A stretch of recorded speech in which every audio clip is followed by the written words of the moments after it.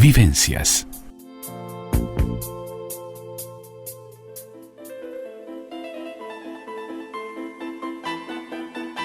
El todo y sus partes. La columna de Carmen Molinas Bonilla en Vivencias.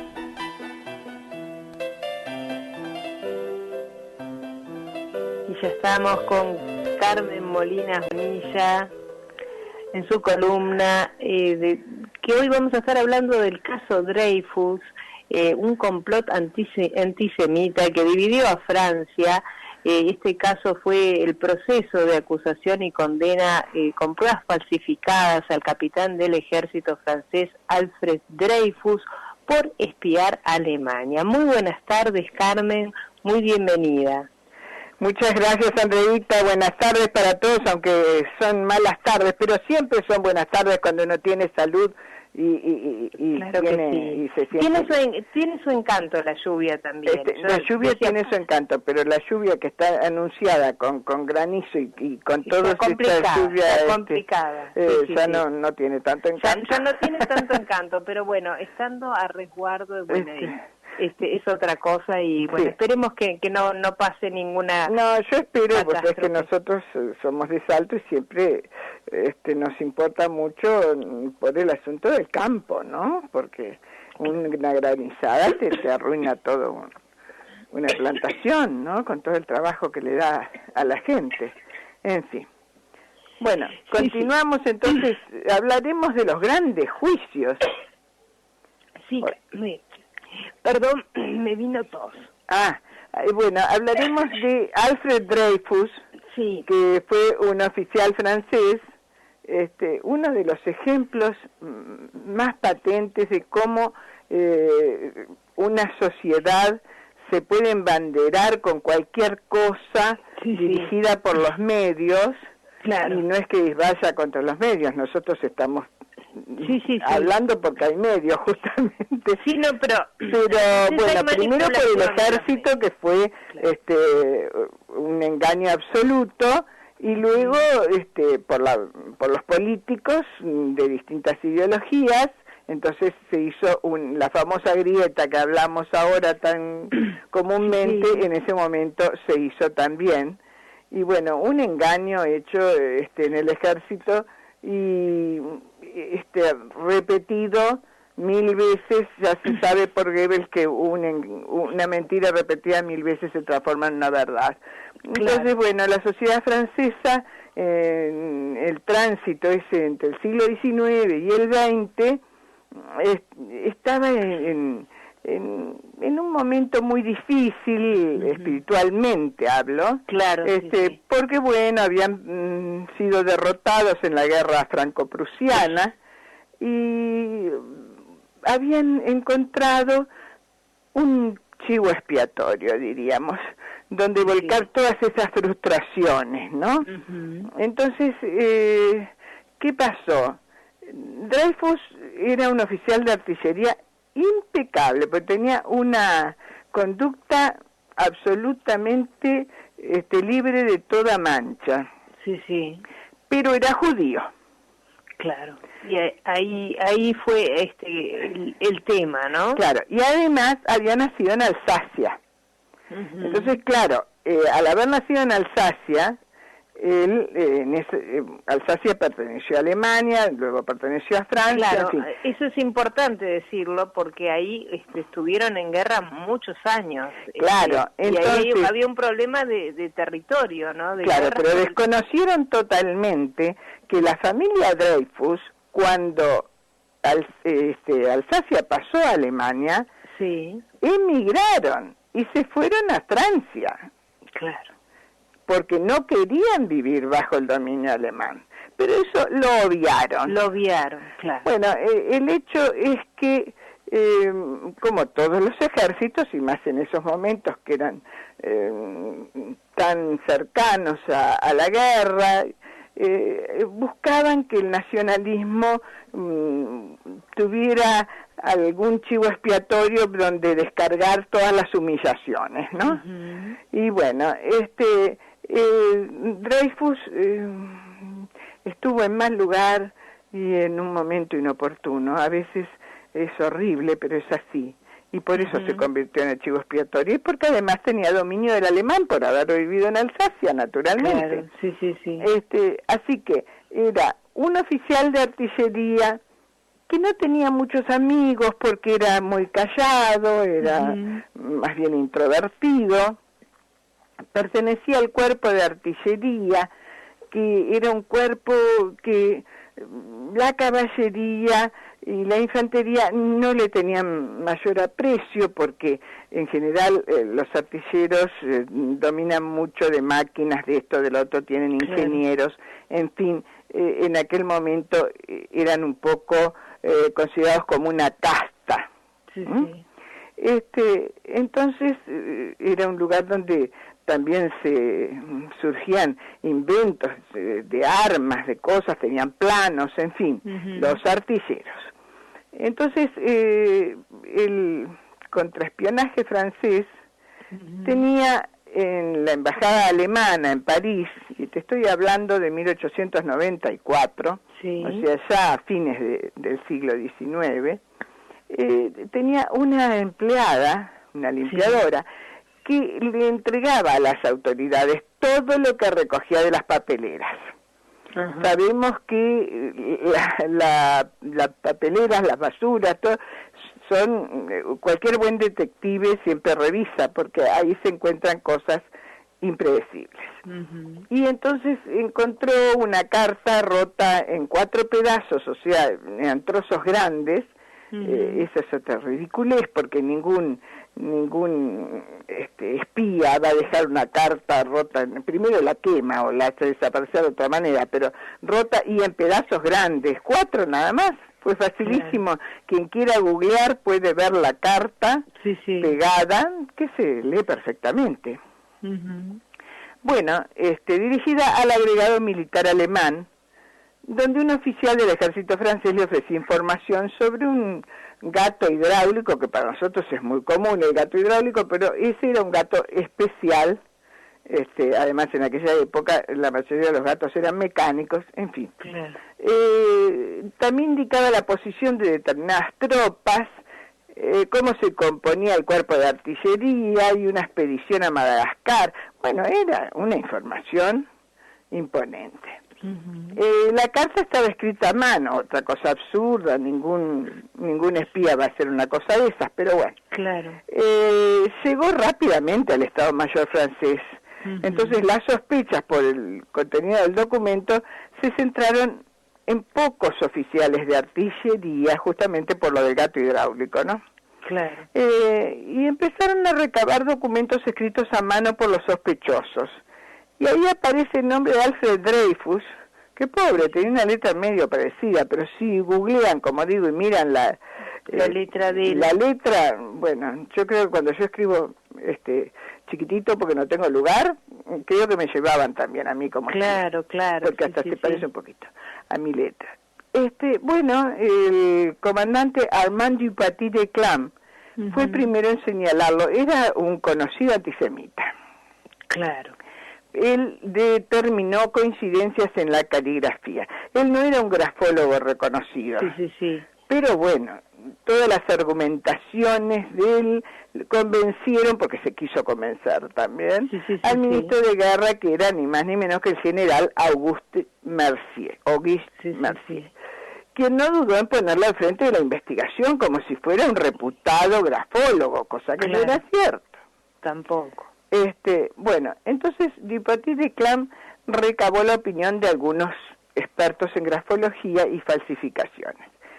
Estos expertos emitieron dictámenes contradictorios, así que tampoco había una prueba concluyente, ¿no? Sí. Bueno, pero empezaron a sospechar porque decían que ese carácter introspectivo que tenía, y bueno, y tenía su esposa, pero tenía una pareja, bueno, del ejército habría una cantidad que tenían lo mismo, no sé por qué podían decir que por esa pareja era un espía, pero en fin, sin ninguna prueba concluyente, lo convocaron a inspección el 13 de octubre de 1894.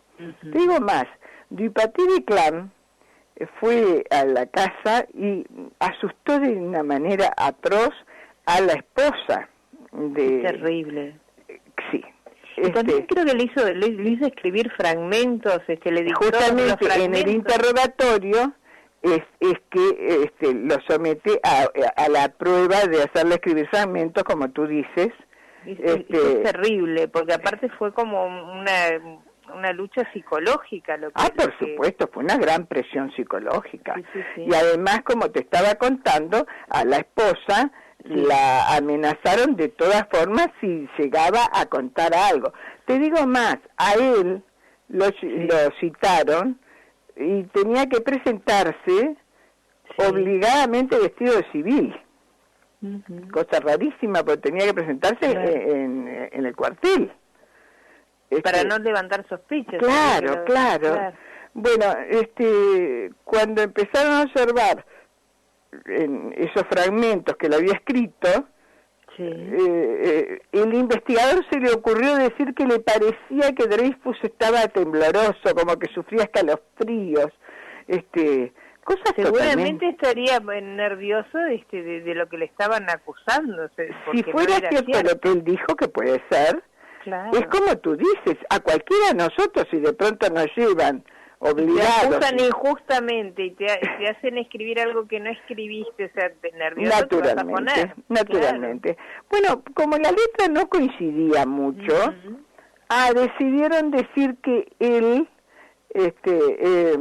falsificaba su propia letra. Claro. Cosas absolutamente absurdas, porque él no sabía por qué le estaban haciendo escribir. Claro, no entendía ni claro. El responsable de la investigación ya decidió que él era el culpable y punto, y ya no siguió con los otros porque habían citado a otros a escribir. Ya habían encontrado el culpable y bueno, había que cortarle la era el chivo emisario, como digo, y bueno, ¿sabés que llegó a dejarlo solo con un revólver cargado sobre una mesa? Terrible eso, en momentos en que el honor tenía un valor mayor al actual, que está un poco descalificado, lamentablemente el honor, para que cumpliese con un mandamiento de honor no escrito y se quitase la vida, ¿no? Terrible. Ahora, pero Dreyfus quiso defender su inocencia a toda costa. Sí, justamente dijo, no me quitaré la vida porque la necesito para demostrar mi inocencia. Claro. Eso está escrito por gente que lo escuchó y que lo ratificó bajo varios testigos después, ¿no?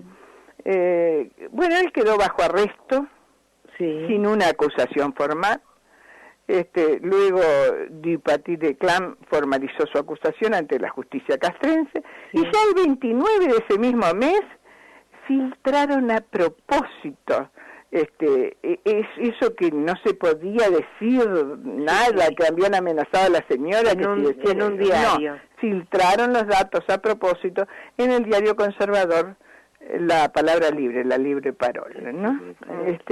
Los detalles de la alta traición de un oficial alsaciano y judío. Imagínate que ya estaban alsaciano, alemán y judío. Perfecto. Ahí empezó una encendidísima campaña antisemita contra el pobre Dreyfus, que sí, él era de una familia acaudalada, judía, industriales, pero ya te digo, tan adeptos a Francia que se mudaron cuando quedó Alsacia bajo Alemania, ¿no? Claro, Bueno, pero había envidias también, había muchas cosas. Sí, desde luego. Bueno, se anunció la celebración del Consejo de Guerra, lo acusaron efectivamente de alta traición, ni más ni menos. Nada más, ni nada menos. Y su hermano, Marquis Dreyfus, hermano, muy querido y además muy justo, contrató los servicios del abogado penalista Edgar Demarche, que accedió al sumario de instrucción, pero lo único que vio era que todas las pruebas que resultaban inculpatorias prácticamente no existían. Tampoco había ninguna confesión. Los informes supuestamente incriminatorios no, hablaban simplemente de la notable memoria que tenía, de que conocía el idioma alemán y que tenía una relación extramatrimonial con una mujer mayor austríaca. Bueno, todo eso no era para acusarlo. Para nada. Pero además, cuando cuando se inicia, bueno, toda esa intensa campaña de prensa a favor y en contra del acusado, que dividió a la sociedad, como decíamos, en dos.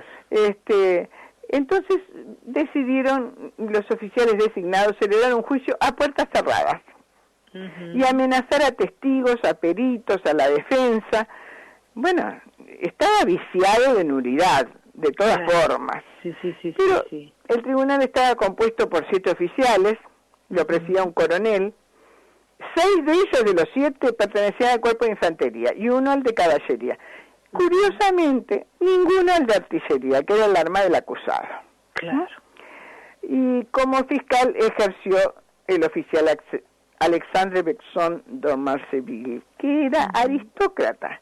Y es importante decir esto, porque más adelante se encuentra el verdadero culpable, que era otro aristócrata. Y a pesar de que se encuentran las pruebas, se encuentra todo, hasta confiesa, no pasa nada. Total, ya tenían al otro. Ya tenían al otro, es un horror atroz.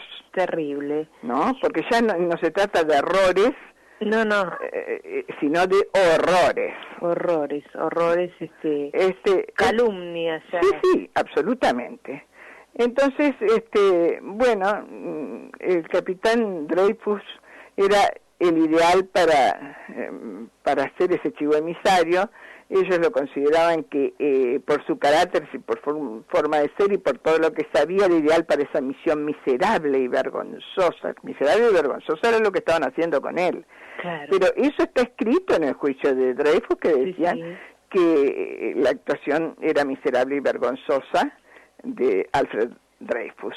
Claro, y dentro de los que, porque se dividió la sociedad, como bien decís vos, en dos, estuvo Emilio Zola, que Emilio Zola le costó, contanos qué pasó, porque fue Emilio uno de los Zola, que lo apoyó. es como para hablar solo de él en la próxima, si querés. Claro que porque, sí, pero ¿sabés qué fue, cuál fue el apoyo de Emilio Zola? Vos sabés que era un famosísimo escritor reconocido y admirado por toda la sociedad francesa, que en el momento que se pone a defender a Dreyfus y en el diario La Aurora, que era un diario le escribe una carta al presidente, ¿no? Claro, pero es una carta pública, que es el famoso yo acuso, ¿no? Que bueno, es tremendo porque acusa a cada uno con nombre y apellido, por supuesto, ¿no? Sí, desde luego. Pero el yo acuso, si quieres, lo podemos leer. Yo le tomé más o menos el tiempo, lleva unos 4 minutos, pero a mí me gustaría también, por eso digo que tal vez esto lo dejamos para la próxima. nos lleve otra más. Sí, perfecto. No, pero podemos seguir, hacer un parte 2 el próximo miércoles y cerrar como vos quieras, pero me parecía importante tener en cuenta dentro de la sociedad dividida quienes lo habían defendido también. Bueno, a él le decían el canalla el canalla Dreyfus, ¿no? Bueno, y la sentencia del fallo del tribunal, que fue unánime, lo condenó por alta traición, y la pena que se le impuso no fue la de muerte, porque estaban preocupados porque había, ya te digo, esa grieta, y él tenía el apoyo ni más ni menos de este escritor tan famoso. Entonces, la pena que se le impuso fue horrible, porque la verdad que tal vez la de muerte hubiera sido mejor, porque lo envían ni más ni menos que a la isla del diablo, que fue muy famosa por aquella novela de Henry Charrier, que no me acuerdo ahora el nombre, pero y esa isla como que lo exilian ahí. Sí, pero es mucho peor. No es que lo exilian, lo mandan a la prisión. A la prisión. El 21 de febrero él se embarca en un barco rumbo a la Guyana francesa, sí, donde lo recluyeron ahí en la Isla del Diablo, bajo vigilancia continua. Sí, sí. Continua quiere decir que no podían ir al baño solo. Sí, sí, sí. En un pequeñísimo habitáculo. O sea, claro, lo deportan y lo meten prisionero. Sí, pero prisionero en aislamiento total, en aislamiento total. Además fue famosísimo, Papillon se llama, ahora me acordé. Tenés razón. La novela de Henry Charler. Bueno, que es uno de los que se puede escapar de ese lugar, y bueno, en la novela, que es muy apasionante también. Un día podemos hablar de eso. ¿Cómo no? Bueno, era un horror, era la peor prisión, por algo le llamaban Isla del Diablo. Claro. Pero antes de eso lo degradan en una ceremonia pública, en la cual le arrancan las charreteras, le arrojan el kepí, el gorro que usaban, le quiebran el sable. Bueno, o sea, le hacen pasar por todas las vergüenzas que puede pasar un oficial de su nivel, ¿no? Claro. Bueno, el hecho es que su hermano siguió con una larga lucha judicial y política y también... Ahora, ¿podés creer que a pesar de esa sentencia tan espantosa, los sectores ultras del ultraderechistas y contrarios a los judíos, los antisemitas, etcétera, se pusieron furiosos con el gobierno y con el ejército porque no le habían decretado la sentencia de muerte? Claro, terrible. Bueno, gracias a Dios que no se lo decretaron, porque bueno, y gracias a Solá que trabajó tanto, y al magnífico abogado que había contratado su hermano, que no cesó nunca en su lucha por demostrar la inocencia de Dreyfus. Bueno, gracias a eso, años después, a él lo reivindican, pero además porque habían encontrado al verdadero culpable, que ya te digo, que lo dejaron tapado porque había que tapar, solo francés me impute un crimen cometido por otro. Eso dice textualmente él, con su intención de seguir luchando por su honor, ¿no? Pero ¿sabés que esto le costó la vida inclusive, y ni más ni menos que al que lo defendía, a Emilio Solá, y a uno de los abogados que también lo defendía,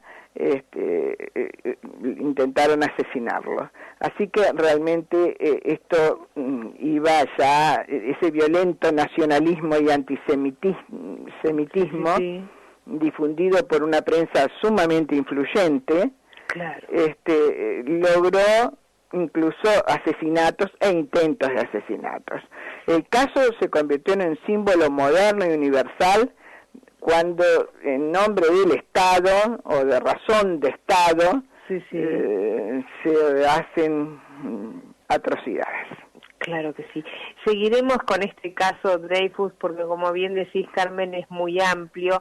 El próximo miércoles, si te parece, y lo seguiremos desarrollando. Me interesa leer el Yo acuso, porque además es una declaración de valentía absoluta también de Solá.